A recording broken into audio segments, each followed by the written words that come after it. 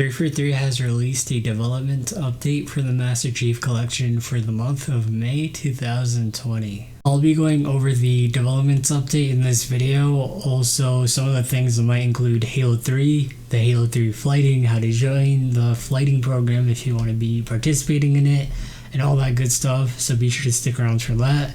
Also, let's try to reach the like goal of 20 likes, so like the video if you want to support.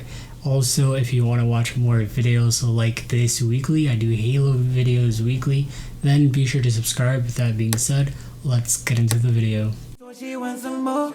Told her to relax and give her XOXOXOXO. Mommy on that toe. She just wants somebody who would catch her if she falls.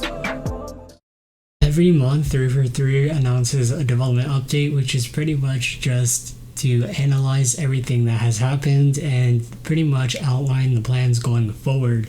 So with the start of this development update, they go over the Halo 3 flighting. I will leave a link to this Halo Waypoint development update down in the description as well as in the pinned comment section below, because there's a lot of things in this article that I will not put in this video, but you should still check out if you are very interested. So Halo 3 flighting is going to be huge. Halo 3 is their biggest game and they know this, so they want to make sure everything is correct. So they're going to be testing their distribution pipeline, test updates to the challenges. Hopefully they add a challenge UI, which is currently not implemented yet. They're going to be gathering feedback on the content and ensure all supporting systems are functioning properly in preparation for bringing Halo 3 to the MCC on PC. To be part of the Halo Insider program, all you have to do is to go to their website. I'll have the link to that down in the description, and you just sign up, follow the prompts. You have to have an Xbox Live account. You could easily make one for free. You do not need anything else. You don't have to pay or anything. And once you do that and you're accepted, they will pretty much send you the invite when there is a flight. This goes for both PC and Xbox, and I have a whole in-depth guide on how to join the Halo Insider program. It's pretty straightforward stuff, but you just click on the card above and you'll be taken to it. There's a lot of content that's going to be releasing with this flight for Halo 3. So some of the new features include customization, which is updated customization will be available for Halo 3. I'm assuming this means updated version compared to the Xbox version of Halo 3 on the MCC. And then they're going to be adding Forge, which is available for players during the flight. Theater as well. Theater will be available for use with mouse and keyboard for Halo 3, which is awesome.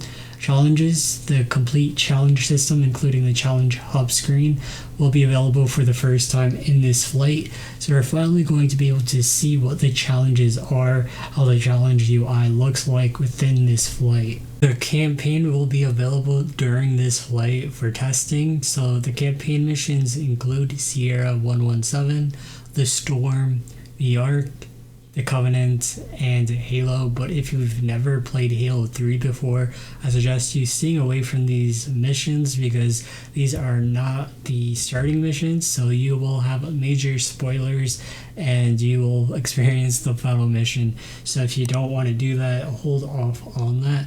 But if you've played the campaign before, then we get to revisit the campaign finally on PC. So we're going to have multiplayer options as well. So Halo 3's flight will support various maps and playlists for multiplayer. This will include custom games, social games, and competitive games.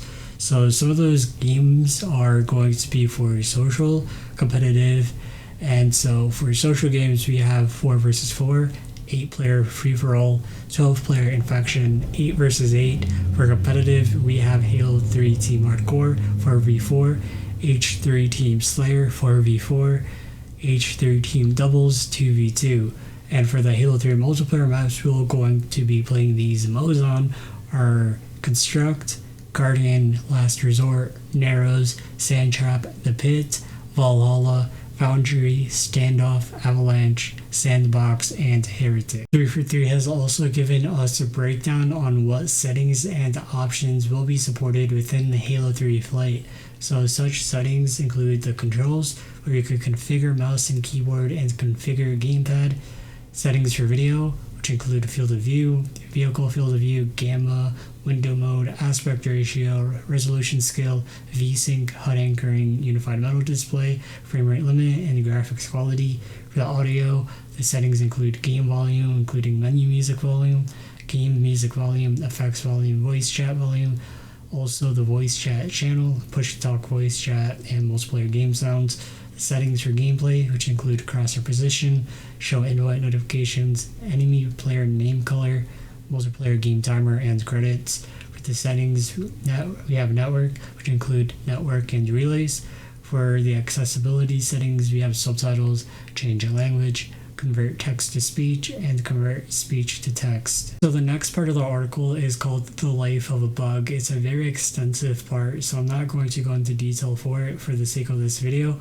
However, it is about the bugs within the Master Chief Collection, how they are reported, what they do when they see a report, the life cycle of these bugs and glitches, and what they do specifically about them. I suggest you read it if you are somewhat interested in this, and it's really necessary for them to say and put something like this in this development update, since Halo 2 was very buggy, and this is just to show that they are doing things about these bugs, and just sometimes these bugs make it through on the main release on day one. 343 then briefly talks about the state of the game, and then they talk about the top community reported issues such as Xbox performance, pistol spread for Halo CE, audio issues, stuttering issues, menu performance, screen tearing, VSync, co-op latency, double key bindings, mouse inputs, view model, idle stops matchmaking, aim assist, and achievement issues and support tickets. They then talk about global features and development status. There are additional features that they know that the community has discussed and wants to improve the overall experience for players. As they finish work, reprioritize, or move items through development phases, they will let the community know what is moving up on the list, what has been added, and where it lives. So they have a list of actively in development, which includes many different things. They also have things that are in design iteration, like additional mod support, text chat improvements, additional video settings and options, custom game browser, and so on. There's a ton of things that are added and being added. So that's pretty awesome to see. It's good that they are always trying to implement new features, fix older features, and to make some necessary changes as they see fit. You pretty much close the article or blog by pretty much saying thank you and saying about how they are looking forward to the Halo 3 flighting and just overall their excitement, which is pretty good. I'm glad that 343 is excited for these games, because if they're not, then it means they don't really care, and when they don't care, it's not a good sign. But of course they do care a lot, and they're putting a lot of work and effort into getting these Halo games onto PC, which is pretty awesome. And they ended off the blog with a picture of a chicken, which is pretty funny. They always have some random animals and pictures in their blogs. Here are the photos they gave us within the blog. The first one being really interesting, with the Spartan wearing different pieces of armor, which is a good sign of the customization. And then you have the Forge one, which is awesome.